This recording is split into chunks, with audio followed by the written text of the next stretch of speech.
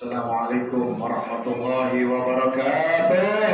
Waalaikumsalam warahmatullahi wabarakatuh. Alhamdulillah rabbil alamin wal aqibatu lil muttaqin wa la udwana illa 'alal zalimin.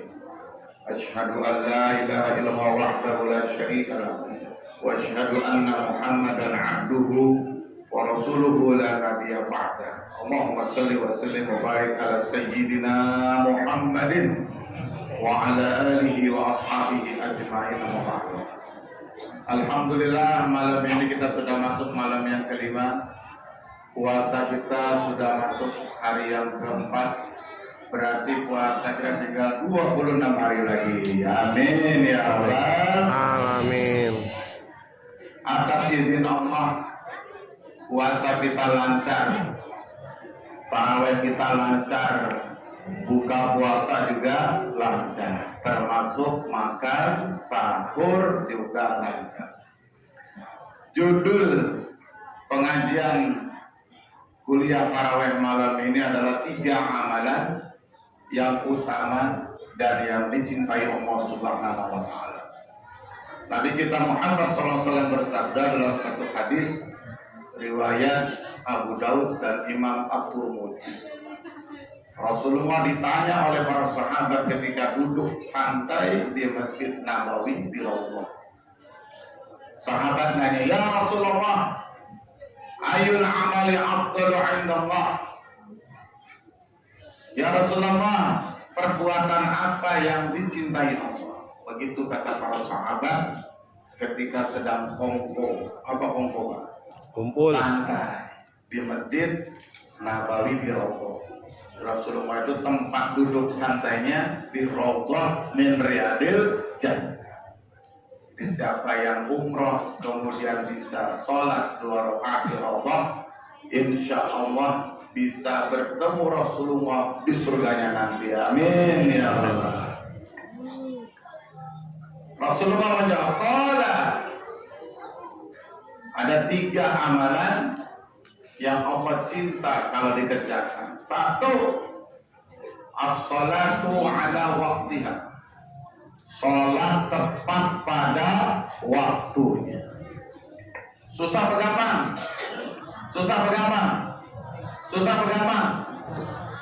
gampang kata yang biasa, susah kata yang gak biasa. Makanya tiap masjid pasti ada jam running tag, dibeli sengaja supaya jamaah bisa melihat jam waktu masuk azan tuh. Dia punya nggak ini? Mana dia? Oh no ya, kira nggak punya, belasak banget yang nggak punya.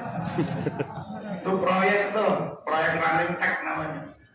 Disebut namanya mauqutat, jam berjalan. Ada zuhur 12.01, asar 15.13 ya. Maghrib, paling amal maghrib nih 18.30. Subuh malah ada apa? Maghrib apa? Ayo tuh makanya. Jadi salat tepat waktu itu adalah amalan yang dicintai Allah. Kenapa ya Rasulullah? Kata Rasulullah, kalau kita mendahulukan panggilan Allah, Allah sayang, Allah cinta. Apa maksudnya? Apapun yang kita minta, jangankan tidak berdoa, apalagi berdoa pasti dijawab oleh Allah Subhanahu wa taala. Apa alasannya? Karena panggilan Allah didahulukan ketimbang panggilan dunia, betul? Lu betul-betul doang, lu ujung-ujungnya juga urusan dunia. Tanya yang pada umroh dan haji itu. Pedagang di Madinah sepanjang trotoar selasar Masjid Nabawi, Masjidil Haram, kalau dengar azan tutup apa buka? Kalau kita buka. Itu masalahnya. Enak aja lu kan betul-betul aja itu aja kejadian di negeri kita. Tuh makanya pedagang di sana berkah. Kenapa Ustaz? Pedagang di Masjid Nabawi, Masjidil Haram nunggu pembeli baca Quran. Kalau pedagang kita baca buat utang gitu. Makanya nggak berkah. Pedagang di sana berkah kenapa? Dagangannya dibacain Quran sampai hafal kadang. Dan kalau dengan azan ditinggal tinggal tokonya, biarin dicuri, tapi nyatanya utuh barangnya. Kalau kita ludes. Coba lihat tukang cilok, sembahyang sebentar, tinggal gerobaknya yakin gitu. Tuh di kita. Makanya banyak anak pedagang kita ketika azan nggak sholat, kenapa? Dia pentingin dagangan karena takut hilang. Ustaz. Kenapa? Rakyat kita begitu. Ada kesempatan ketika tukang cilok masuk masjid, ciloknya hilang, gerobaknya utuh. Nah, itu. Maka itulah kita sebagai jamaah Masjid Al-Mu'minin, kalau dengar adzan cepat berwudu, penuhi panggilan Allah. Kalau kita penuhi panggilan Allah, insya Allah apapun yang kita minta pasti diijabah oleh Allah Subhanahu wa ta'ala. Ud'uni astajib lakum, pakai alif. Ud'uni, mintalah padaku langsung, astajib lakum, aku pasti kabulkan doamu. Amin ya rabbal Alamin. nggak pakai kami, pakai aku, artinya Allah langsung tanpa malaikat. Begitulah. Jangan-jangan kenapa ya Ustaz kok doa saya kurang diijabah? Jangan-jangan rahasianya karena bapak dan ibu kurang tepat waktu dalam menjalankan sholat. Pengen masuk surga subuh jam 6. Subuh jam 6. Padahal subuh jam 4 lewat 40. Imsak jam 4.30. Jamaah subuh sudah bubar, bapak baru wudhu. Bagaimana masuk surga? Itu bukan waktu subuh, itu namanya waktu tuluh. Apa tuluh? Terbit matahari. Sholat sunnah namanya, boleh 2 rakaat. Makanya Rasulullah ketika menjelang wafat, kira-kira sekitar 2 jam lagi mau meninggal, masih sadar nih. Nabi panggil 3 orang. 1 Al-Abbas, kedua Ali bin Abi Thalib, yang ketiga Fatimah Zahra. Dibisikin. Apa kata Rasulullah?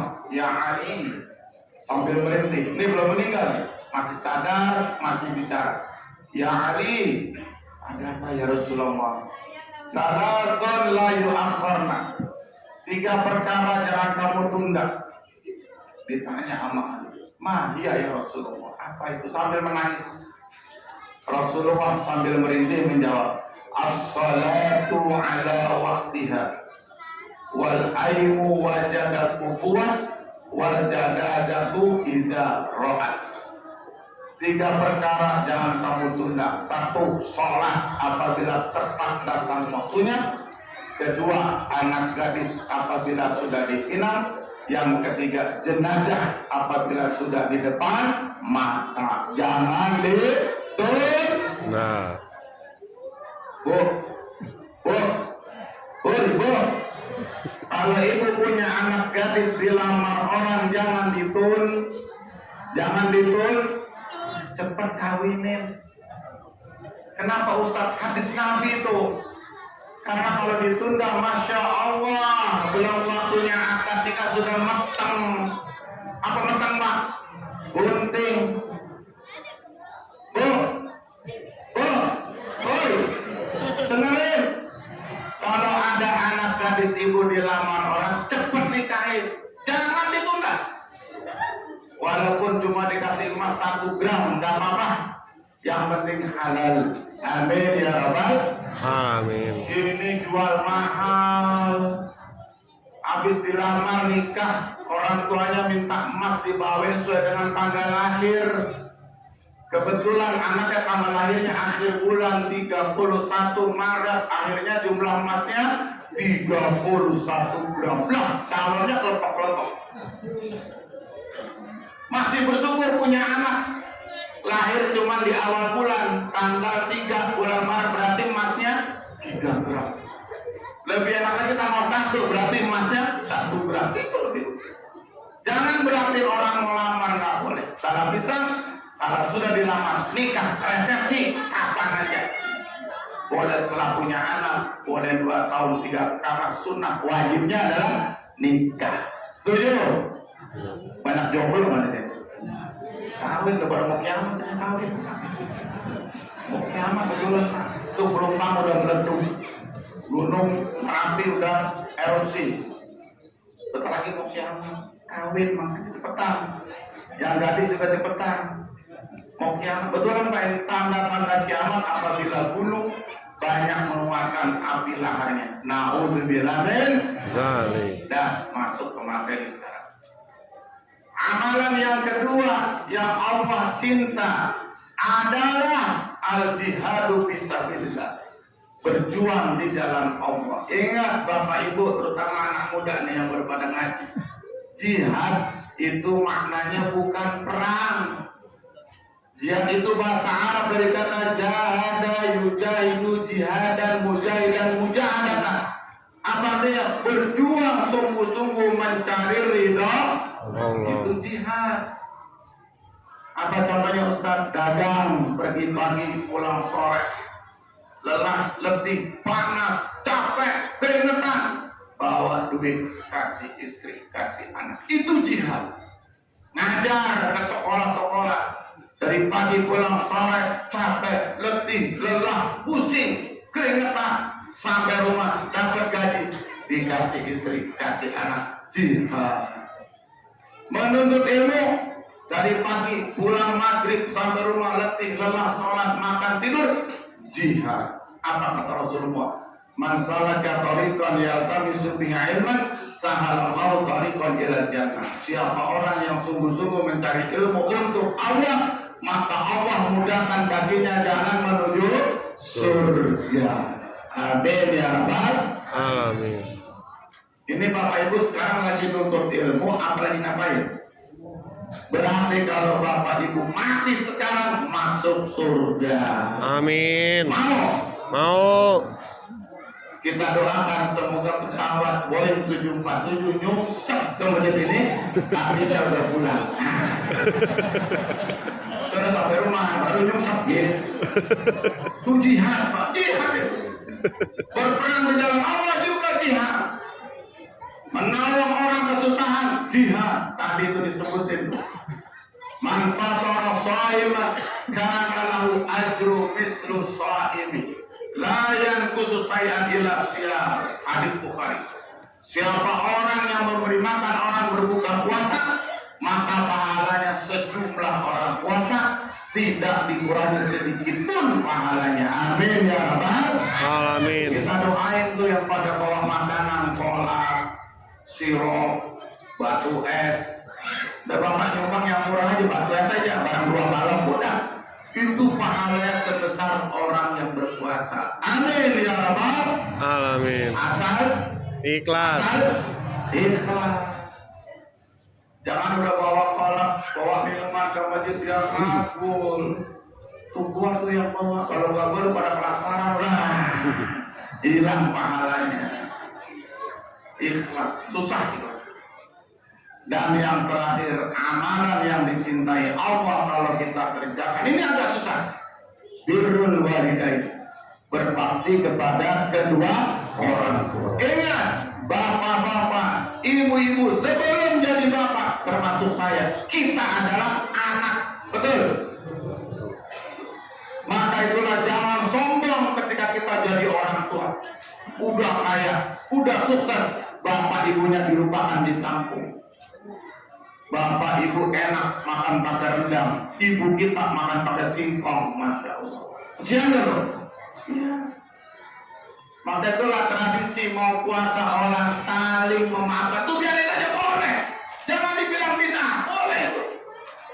Ada orang bikin acara di masjid Ustaz, mau puasa, salam-salaman, peluk-pelukan, minta maaf, boleh, silakan. Mendidik anaknya supaya berbakti kepada orang yang lebih tua, jangan sombong. Ini anak sombong sama orang tua, salaman nggak mau, cium tangan nggak mau. Kenapa? Orang tuanya pakaiannya gembel, pakaiannya compang camping, sendal jepit, kanan dua-duanya. Ketika temu ke temannya di pasar, siapa itu? Pembantu gue. Padahal ibunya, bapaknya, masya Allah. Naudzubillah min Zalik. Nggak akan diterima kata Rasulullah. Sholat kita, ibadah kita, kalau kita durhaka kepada kedua orang tua. Ada hadisnya. Bukhari Muslim mengeluarkan satu hadis yang sanadnya langsung pada Abu Hurairah.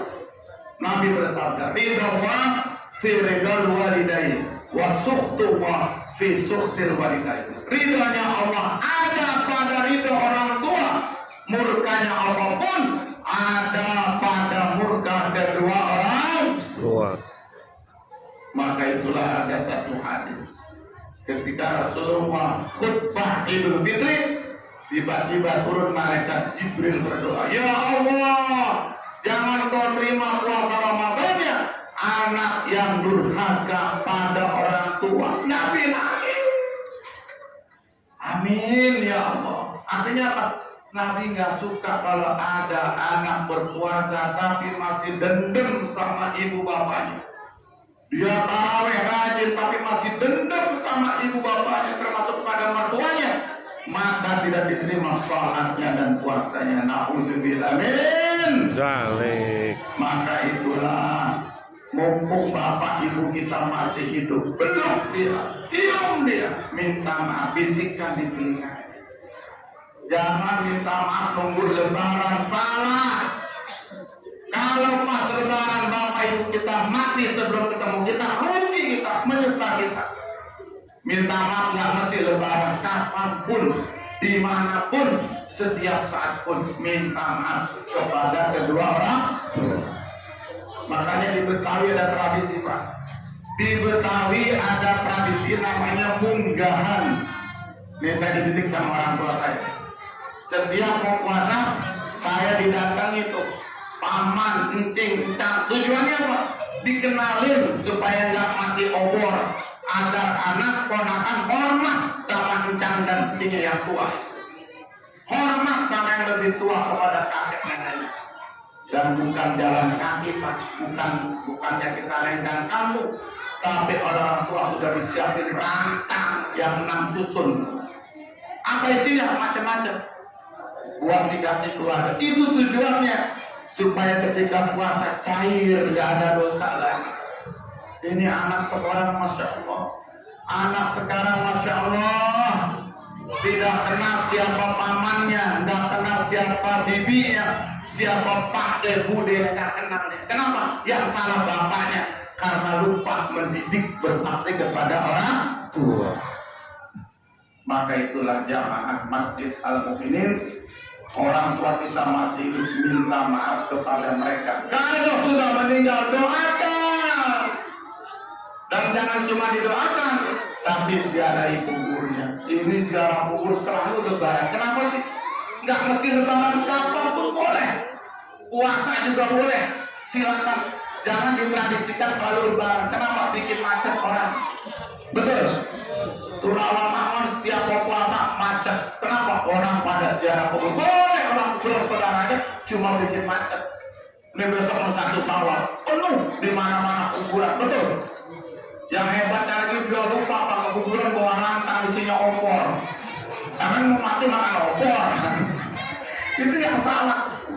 Maka itulah kalau ada orang tua kita sudah meninggal, kita doa orang tua dengan ucapan Rabbik firli walidayya warhamhuma kama rabbayani shaghira. Maka mudah-mudahan ketiga amalan ini bisa kita amalkan dan kelak kita matinya masih husnul khatimah, dan kelak nanti kita akan masuk surga bersama baginda Nabi kita Muhammad sallallahu alaihi wasallam. Allahumma shalli ala Muhammad wa ala ali Muhammad. Allahumma khtim lana bil iman wa khtim lana bil Islam wa khtim lana bi husnil khatimah. Rabbana atina fid dunya hasanah wa fil akhirati hasanah wa qina adzabannar. Walhamdulillahi rabbil alamin. Demikian, assalamualaikum warahmatullahi wabarakatuh. Waalaikumsalam warahmatullahi wabarakatuh.